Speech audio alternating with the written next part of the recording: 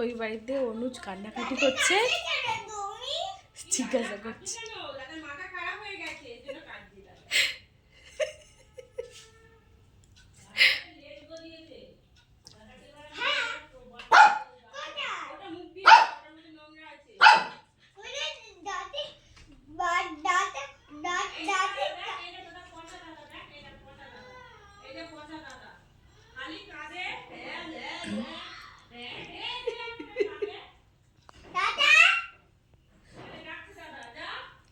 বল আর কেঁদো না, বল বাবা, বাবা বল আর কেঁদো না।